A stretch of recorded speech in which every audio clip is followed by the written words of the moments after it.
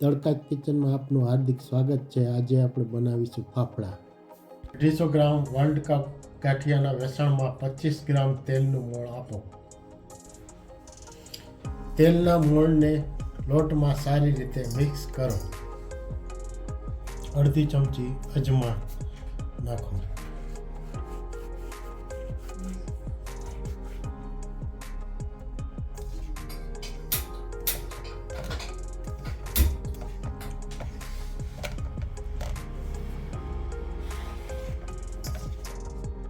अर्धी वाटकी पानी में 5 चमची सोडा, 5 चमची नीमक,